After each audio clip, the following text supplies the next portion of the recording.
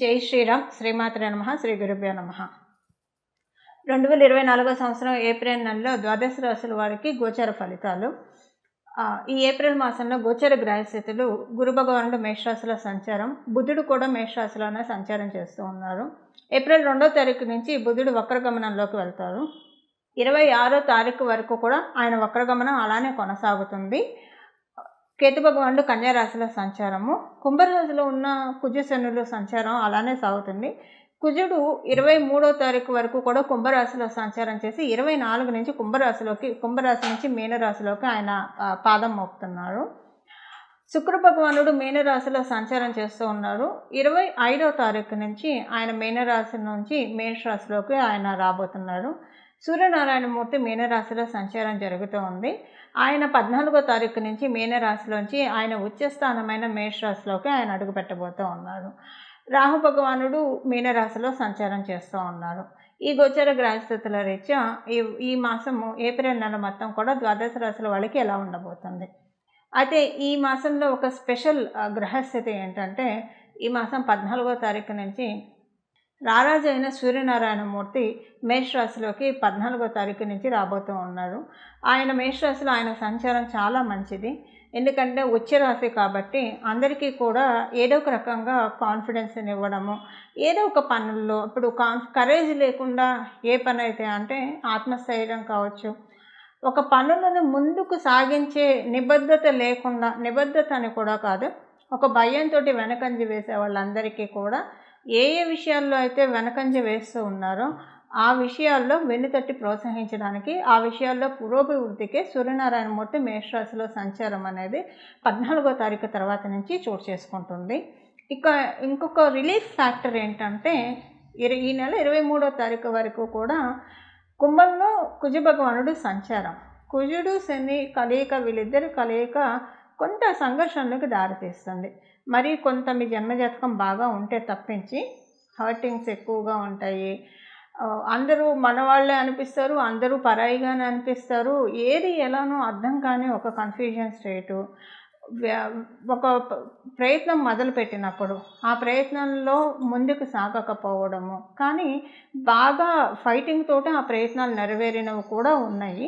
అలాగే గృహ ప్రయత్నాలకి, రియల్ ఎస్టేట్లో ఉన్న వాళ్ళకి, వాహనాన్ని కొనాలనుకున్న వాళ్ళకి, భూమి లేదా ఆస్తి కొనాలనుకున్న వాళ్ళకి, అమ్మాలనుకునే వాళ్ళకి, లేదా కట్టే వాళ్ళకి, ప్రత్యేకించి కన్స్ట్రక్షన్ రంగంలో ఉన్న వాళ్ళకి, లేదా మీ ఓన్ హౌస్ కన్స్ట్రక్షన్ చేసే వాళ్ళకి, ఒక మాటలో చెప్పాలంటే గడిచిన 2 నెలలు కూడా చాలా అంటే చాలా టెస్టింగ్ పీరియడ్, చాలా ఉద్దాన పతనాలు ఈ 2 నెలల్లోనే మీరు చూశారు. అందరూ అంటే కన్స్ట్రక్షన్లో ఉన్న వాళ్ళందరూ, మీ ఓన్ హౌస్ కన్స్ట్రక్షన్ చేసేవాళ్ళు కావచ్చు, జనరల్గా కన్స్ట్రక్షన్ రంగంలో ఉన్న వాళ్ళందరూ కూడా, రియల్ ఎస్టేట్ వ్యాపారం చేసే వాళ్ళందరూ కూడా ఇవన్నీ చూశారు. మీరు ప్రాపర్టీ కాదు, ఒక వెహికల్ కొనాలనుకున్నా కూడా కొన్న తర్వాత ఒకవేళ మీ గ్రహబలం బాగా ఉండి కొన్నారే అనుకోండి, కొన్న తర్వాత అరే ఇప్పుడు ఈ వెహికల్ ఎందుకు తీసుకున్నాయి, తీసిన దగ్గర నుంచి ఏదో ఒక గొడవలే వస్తున్నాయి, ఏం మనశ్శాంతిగా లేదు అని అనుకోవడం, ఇలాంటివన్నీ కూడా.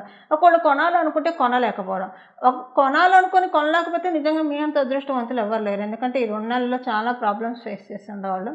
కొని ఉంటే కనుక అవి మీకు ఈ నెల 24 నుంచి హౌస్ కన్స్ట్రక్షన్ చేయాలనుకునే వాళ్ళకి, కన్స్ట్రక్షన్లో ఉన్న వాళ్ళకి, రియల్ ఎస్టేట్లో ఉన్న వాళ్ళకి, ఇల్లు లేదా స్థలము పొలము కొనాలనుకునే వాళ్ళకి, అమ్మాలనుకునే వాళ్ళకి, వాహనాలు కొనాలనుకునే వాళ్ళకి, అమ్మాలనుకునే వాళ్ళకి ఈ నెల 24 నుంచి కొంత ఊరట లభిస్తుంది. ప్రత్యేకించి ఇంజనీర్లకి చాలా మంచి శుభ సమయం. ఎందుకంటే కన్స్ట్రక్షన్ అంతా, బిల్డింగ్ ప్లాన్స్ ఇవన్నీ కూడా ఇంజనీర్సే చేస్తారు కాబట్టి వాళ్ళకి మాసం 24 మొదటి నుంచి కాదండి, 24 నుంచి కొంత ఊరట మొదలవుతుంది. అమ్మయ్య కొంత తెప్పరిల్లుతున్నాం, తేరుకుంటున్నాం, మొత్తం ఇంకా అన్ని పనులన్నీ కూడా పుంజుకుంటాయి, వేగవంతం అవుతాయి అని అనుకోవడానికి చక్కటి అవకాశం ఉంది. ఇక సూర్యనారాయణమూర్తి అయితే మీకు అందరికీ కూడా 14వ తారీఖు తర్వాత నుంచి చాలా సపోర్టింగ్గా ఉన్నారు కాబట్టి కొంత అక్కడి నుంచి చక్కటి ఎనర్జీ బూస్టప్ అయిపోతున్నాయి. ఎలాంటి ఇబ్బంది లేకుండా మనం చేసుకోగలుగుతాం అన్ని పనులు కూడా. ఒకళ్ళ సపోర్ట్ లేకుండా, ఒకళ్ళ సహాయ సహకారాలు లేకుండా మన పనులు మనం చేసుకోగలిగితే మనకి ఎవరికైనా అదే కదా కోరుకునేది. అలాంటిది ఈ మాసంలో తటస్థిస్తుంది ద్వాదశ రాశులు అందరికీ కూడా. అయితే ఏ విషయంలో ఆ విషయం అది తటస్థిస్తుందన్న విషయం మనం రాశుల వారీగా విడివిడిగా తెలుసుకున్నాం. ఓవరాల్గా అయితే స్వయం కృషితో పైకొచ్చే వాళ్ళకి అందరికీ కూడా ఈ మాసం చాలా బాగా ఉందని చెప్పాలి. ఇక మనం వివరాల్లోకి వెళ్దాం.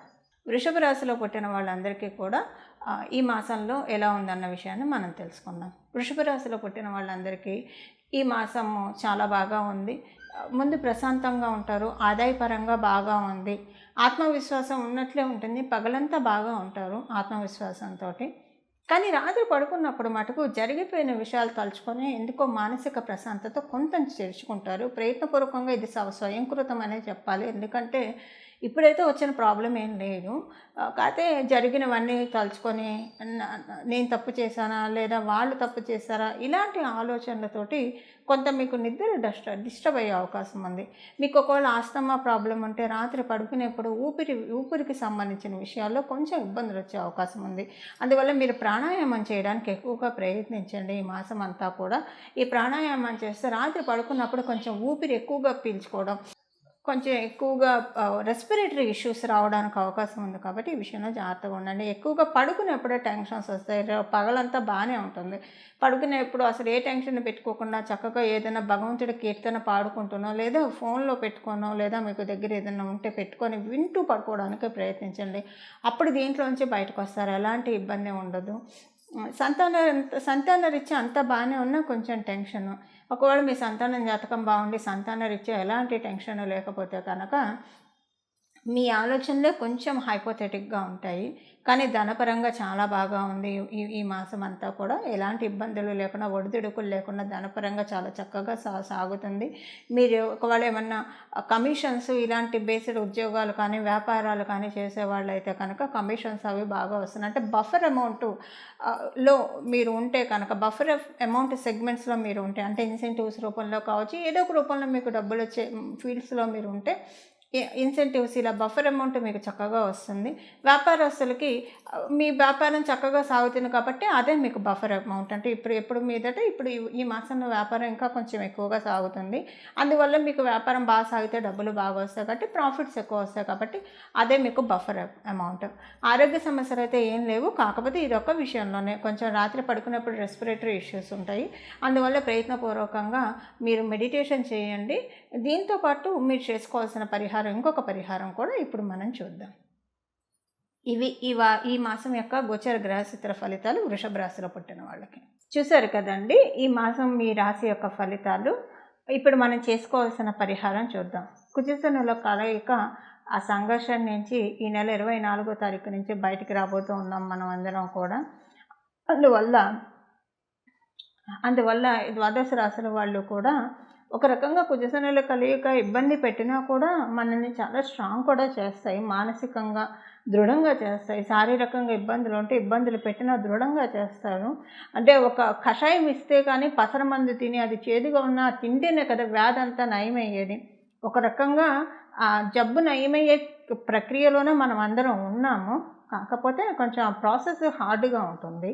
అది ఇప్పుడు అందరం చూసాం కాబట్టి 24వ తారీఖు నుంచి రిలీఫ్ అవుతాం కాబట్టి అసలు దీనికి మనం అంటే భగవంతుడు మనల్ని రిలీఫ్ చేస్తున్నాడు కాబట్టి ప్రయత్నపూర్వకంగా ఈ మాసంలో లక్ష్మీ నరసింహస్వామి వారి ఆరాధన చేయండి.